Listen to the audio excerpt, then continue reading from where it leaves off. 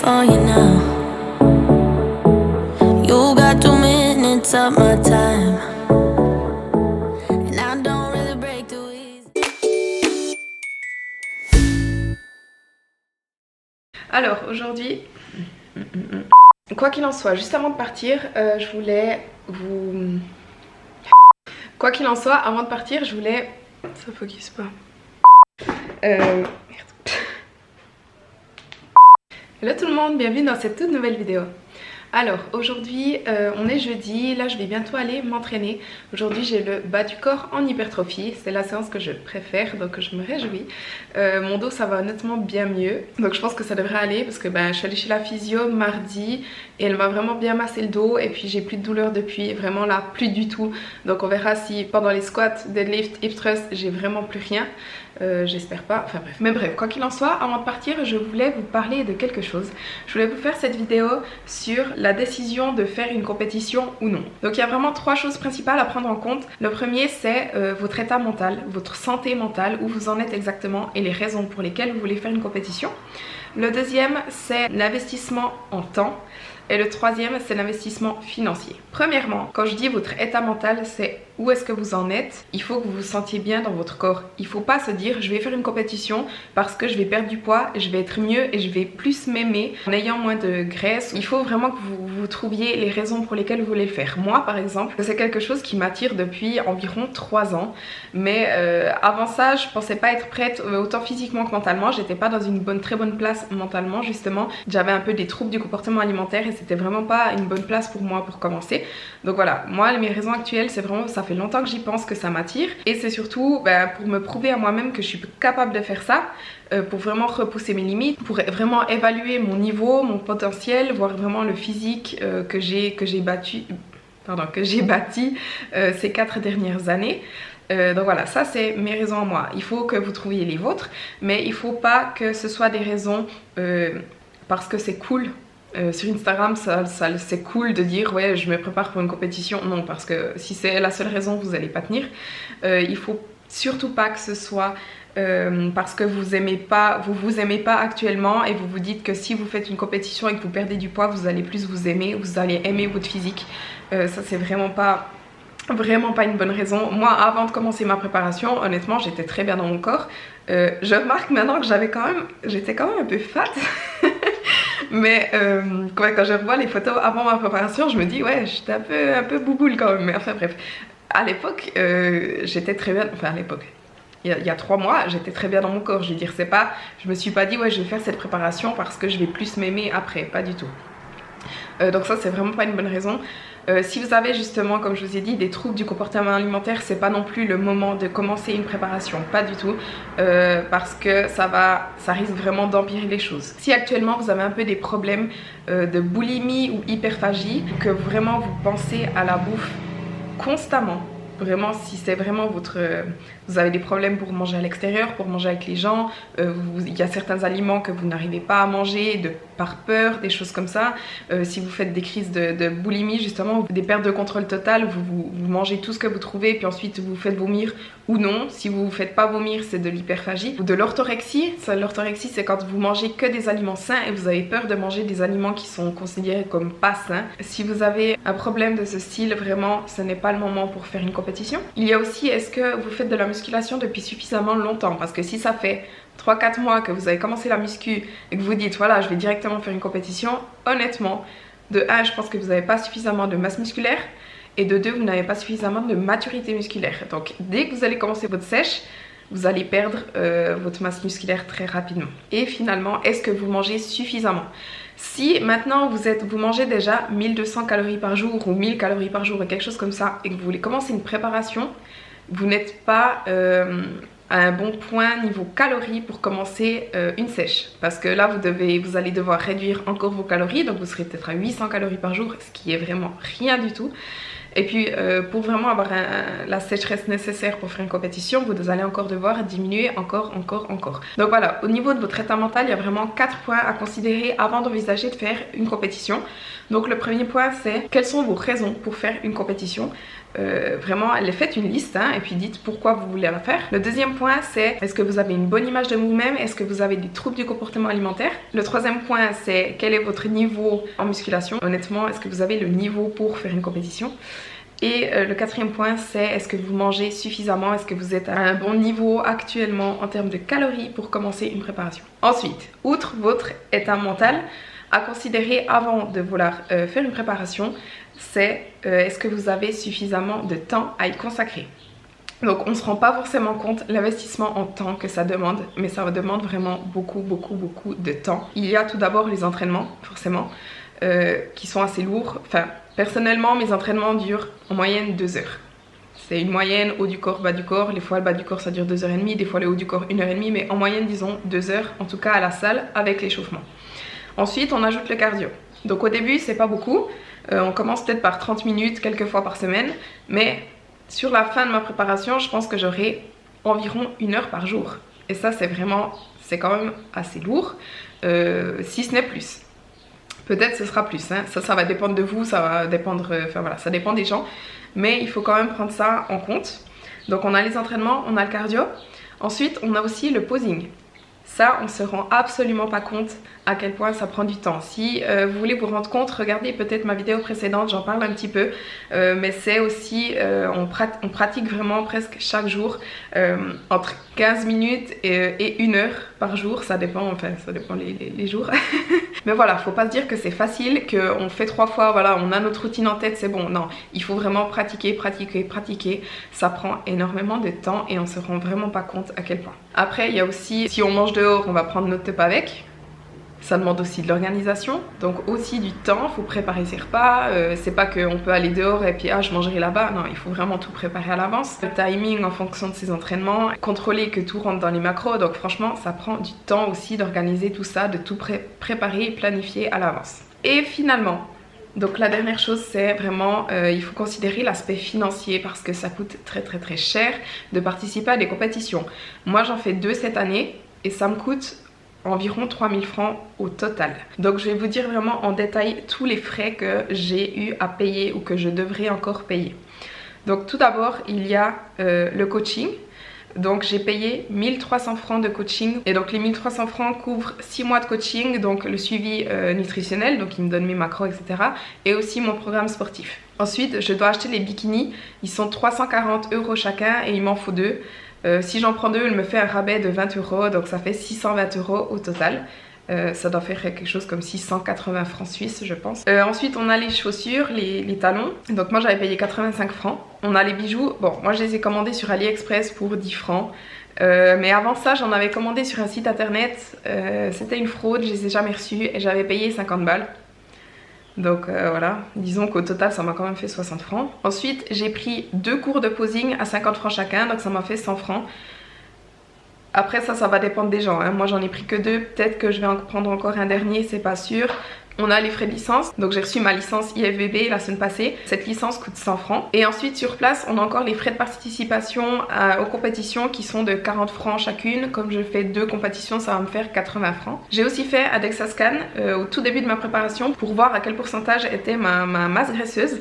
Donc j'avais payé 150 francs et je vais refaire un DEXA-scan à la fin de ma préparation, donc 150 francs encore, donc 300 francs au total.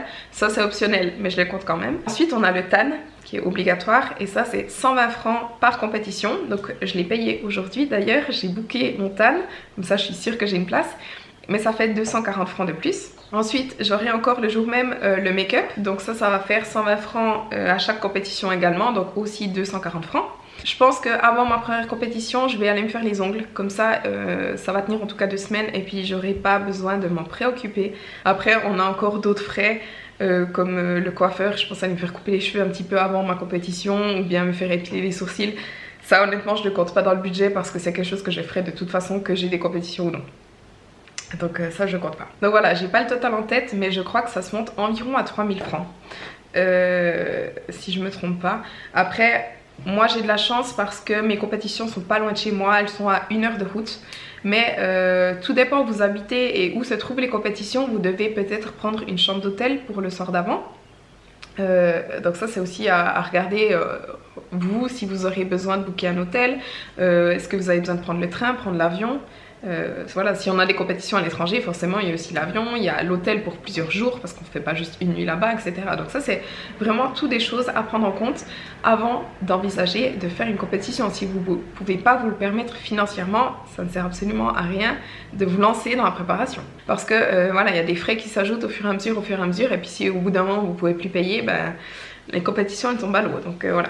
Si vous envisagez de faire une compétition, vous savez pas trop, cette vidéo, j'espère qu'elle vous aura aidé. N'hésitez pas à poser vos questions en commentaire ou à me dire ce que vous en pensez, si vous voyez encore d'autres choses à ajouter. Moi, je vais aller m'entraîner, aller faire mon cardio. J'espère vraiment que mon dos, ça ira. Tell me how to be closer to you. Tell me how and I'll do it, babe. Cause I just wanna make you feel what I do about you. So just tell me how and I'll do it, babe. I love it when you whisper in my ear, words only meant for me to hear. Promise that your secret's safe with me. You're the only reason, yes, you're the only reason. Baby, you're the answer to my prayers. Feeling like the world's in our hands. Now I know that this is meant to be. You're the only reason, yes, you're the only reason I'm free.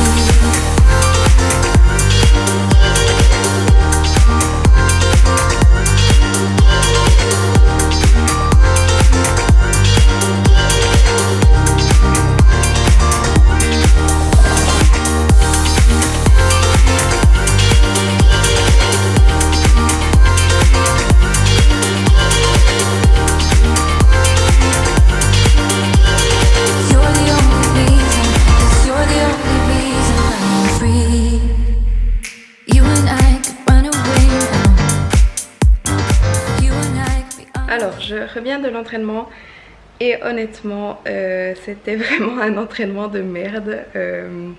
J'avais aucune énergie, je me sentais très faible. Ça arrive de temps en temps.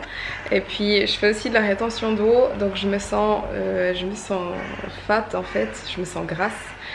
C'est pas du gras, c'est de l'eau, je sais, mais quand même, physiquement, je suis... Voilà, il y a 2 jours, je me sentais lean, je me sentais sèche à outrance, et aujourd'hui je me sens vraiment voilà, ça arrive, c'est pas grave. Il se trouve que je sentais aussi mon dos, donc les squats je devais faire à 65, j'ai fait à 60, 4 x 10.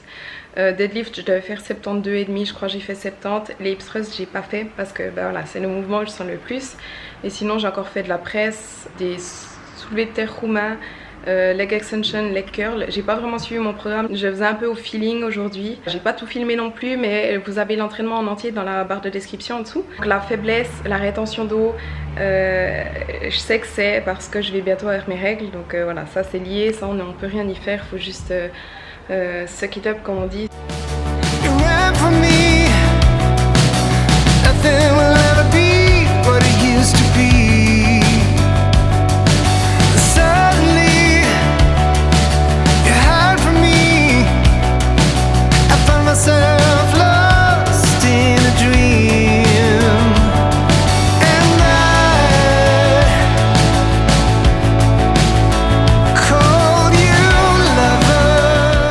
Alors je viens juste de faire une recette pour mon blog, donc j'ai fait des bagels sans gluten au fromage et au sésame. Donc là je me suis fait un petit bagel avec du houmous, des épinards et du saumon fumé. Donc si la recette vous intéresse, elle sera sur mon blog. Là j'ai pas encore goûté.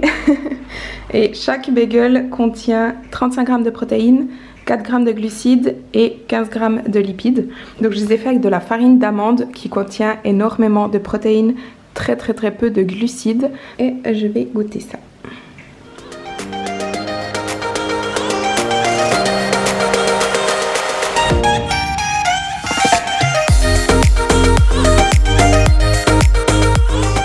Ok, alors on est vendredi, je vous ai pas encore parlé aujourd'hui, là il est 19 h en fait. Aujourd'hui j'ai à la fois fait plein de choses, à la fois j'ai l'impression que j'ai rien fait. Donc ce matin on est allé en course, on a rempli vraiment le frigo est plein. Ensuite j'ai fait une recette pour mon blog comme vous avez vu. Donc pour ceux qui ne savent pas, j'ai un blog de recettes depuis bientôt 7 ans je crois, depuis 2013. Ouais. C'est Bowl & Spoon, donc je vous mets le lien dans la barre d'infos. Et les courses qu'on a fait en fait, j'ai aussi acheté plein de trucs pour faire des recettes ce week-end. Plein de nouvelles recettes pour le blog. Bref, sinon cet après-midi j'avais un rendez-vous. J'ai aussi un peu travaillé, j'ai édité ma vidéo, préparé des coachings, répondu à des clients, etc. J'ai aussi fait un bouillon. Pour ceux qui ne savent pas pourquoi je bois du bouillon d'os, c'est par rapport à ma digestion, par rapport au régime GAPS que je suis en train de suivre. Si vous voulez en savoir plus, allez regarder ma vidéo. Je vais essayer de vous la mettre dans un pop-up là-haut, j'ai toujours pas trouvé comment on fait, je vais rechercher. Donc le bouillon, je vais vous le montrer. Donc voilà, il est en train de mijoter, il va mijoter je pense encore jusqu'à ce que j'aille me coucher. Là j'ai déjà préparé les ingrédients pour ma recette de demain. Je vais faire un gâteau citron et coco. Sinon dernière chose, j'ai reçu ce livre ce matin. En gros c'est donc 366 méditations, des pensées à avoir sur la sagesse, la persévérance et la art of living. En gros c'est un peu des phrases positives à lire chaque jour, donc chaque jour il y a une date et puis un petit texte.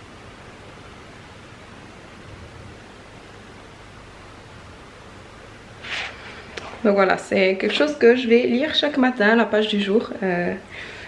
Ça fait un moment que je le voulais ce livre mais je l'ai trouvé super cher et puis là je l'ai trouvé seulement à 10 francs donc tant mieux. Bref, sinon encore une dernière chose à vous dire, deux choses en fait. Mon coach m'a demandé de compter le sel. Donc j'ai remarqué sur LifeSum que la plupart de mes aliments ne contiennent aucune teneur en sodium. Donc j'ai dû ce matin pendant 1 heure entrer le sodium des aliments que je consomme le plus souvent. Et puis au fur et à mesure je vais toujours checker si le sodium est entré et puis l'ajouter si c'est pas le cas. Je dois aussi compter le sel que j'ajoute moi-même dans mes plats.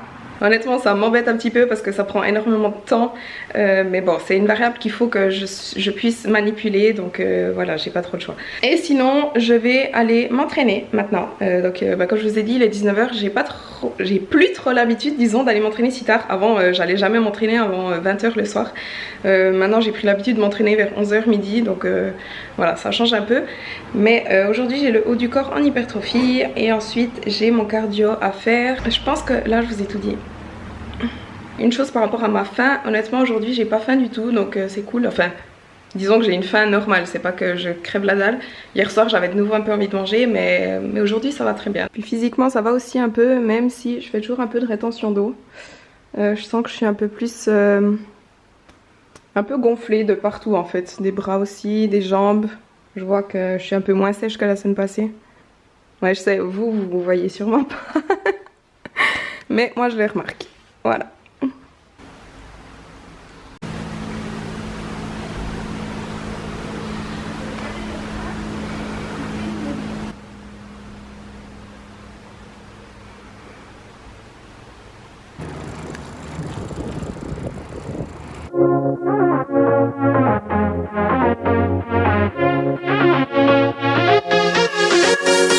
I've been trying to find my way. Take me by the hand and let's go find our own space. Somewhere in between you and me. It's a piece of magic that we need to release. Ooh, and now you're looking for a good time. I think you should take a chance on me. And do you wanna get the mood right?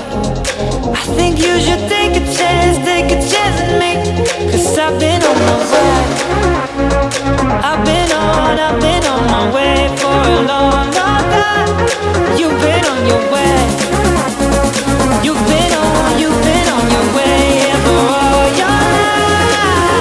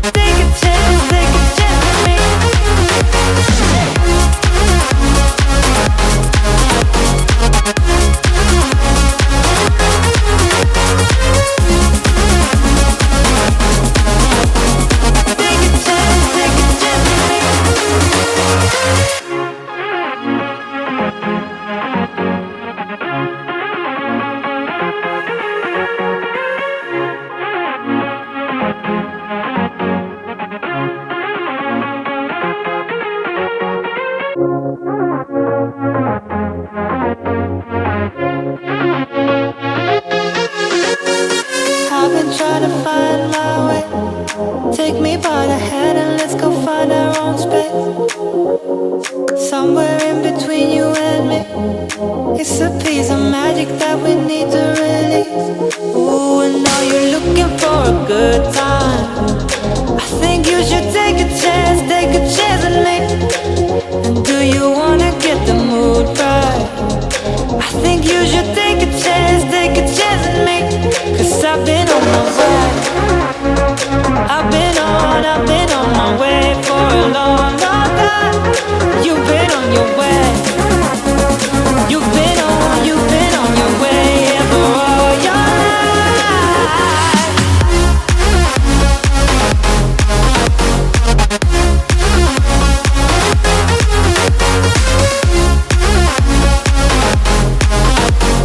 Take a chance with me.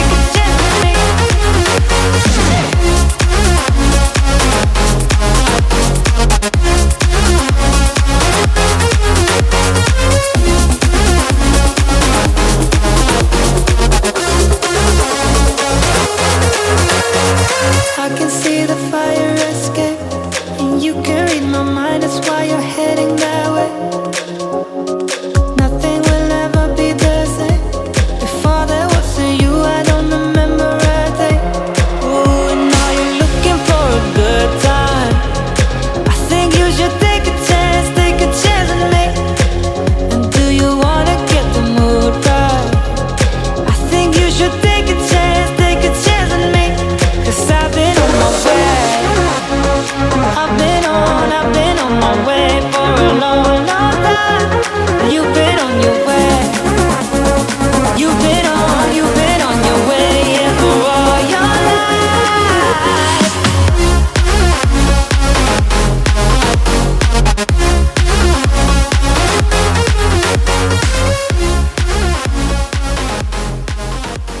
Là, je viens de revenir de l'entraînement, donc j'ai fini aussi mon cardio et puis je me suis fait à manger. Donc là, j'ai une grande salade avec de la salade iceberg, des épinards, de la mozzarella, des tomates. Dessus, il y a juste du vinaigre balsamique, de la sauce soja et de l'huile d'olive et puis du sel. Et puis là, j'ai encore du poulet, donc il y a 100 g de poulet, 30 g d'avocat et puis 150 g de fenouil cuit. J'ai encore mis un peu d'huile d'olive dessus et du sel. Alors là, je viens juste de faire mon dessert. Donc ça paraît un peu bizarre. En fait, c'est du concombre avec dessus de la cannelle et de la stevia. Donc dans le concombre, il n'y a presque aucune calorie. C'est quasiment que de l'eau. Cannelle et stevia, bah, c'est 0 calorie. Donc ça permet d'avoir quand même quelque chose de sucré en fin de repas sans presque aucune calorie. Donc c'est quelque chose que je fais depuis quelques années quand je suis en sèche ou quand j'essaye de limiter un peu mes apports. Et honnêtement, c'est super bon. Moi, j'adore. Après, c'est vrai que quand je suis pas en sèche, je vais pas forcément manger ça, mais franchement, c'est très bon.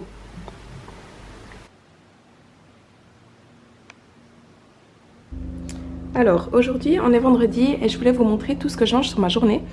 Donc ça, c'est mon petit-déj habituel, comme vous savez. C'est donc du yaourt de soja nature sans sucre, mélangé à de la cannelle et de la maca, du maca, je sais pas comment on dit. Dessus, j'ai mis des amandes, des flocons de soja et des myrtilles.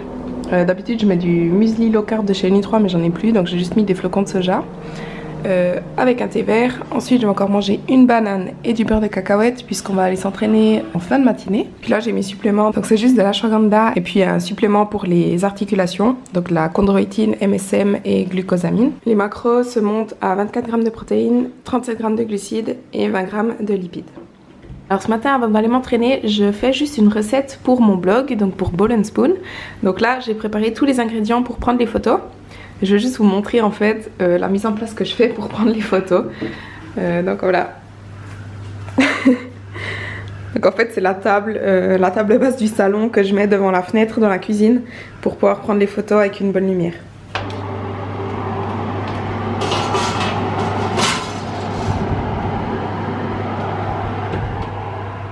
Alors le gâteau sort du four, il est prêt, ça sent super bon. Là je fais les photos et ensuite je vais mettre le glaçage dessus. Et puis je vais aller à la salle et puis pendant ce temps le glaçage va prendre au frais. Et quand je reviens je vais faire les photos finales et je pourrai le goûter.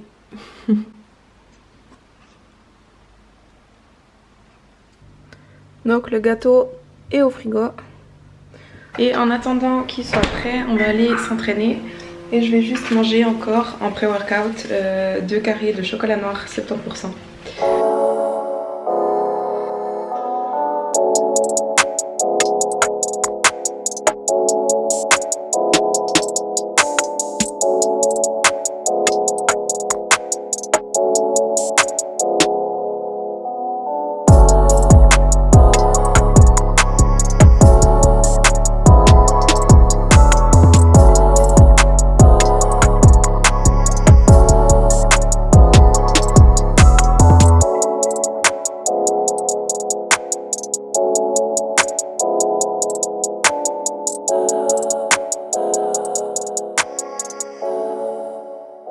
Ok, alors là je reviens juste de l'entraînement. Honnêtement c'était une toute petite séance jambes puisque bah voilà, comme la semaine je peux pas vraiment suivre mon programme avec mon dos. J'ai décidé le samedi de faire, au lieu de faire accessory work haut du corps, je fais plutôt bas du corps, donc plutôt poids léger, beaucoup de reps, etc. juste pour avoir un peu un pump, enfin bref. Donc là je viens de me faire à manger, je vais vous montrer. Donc j'ai 150 g de poivrons crus. Ici j'ai un bagel, les bagels que j'ai fait hier avec du saumon fumé. Dedans j'ai aussi mis du fromage frais et des épinards. Là j'ai encore un peu plus de saumon fumé, donc j'ai 85 g de saumon fumé au total. Et puis ensuite en dessert, donc j'ai fini mon cake et j'ai pris les photos avant. Donc voilà, je vais prendre une part de cake citron coco. Donc voilà, pour ce repas les macros sont de 63 g de protéines, 20 g de glucides et 38 g de lipides.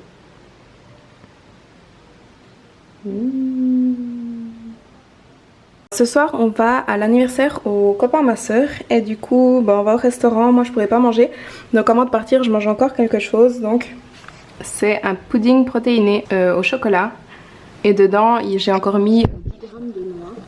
Donc là j'ai 22 g de protéines, 11 g de glucides et 10 g de lipides. Donc on a rendez-vous à 19 h puis moi je mangerai en rentrant. Alors là on vient de rentrer, il est 1 h du matin et je vais manger donc mon dernier repas de la journée. Donc là je me suis fait comme hier soir en fait une salade iceberg, épinards, tomates, mozzarella avec de l'huile d'olive, sauce soja, vinaigre balsamique et puis j'ai encore ici du poulet, du fenouil cuit et puis un petit bout d'avocat avec juste du sel, un tout petit peu d'huile de coco et puis voilà. Et donc là les macros se montent à 40 g de protéines, 10 g de glucides et 11 g de lipides.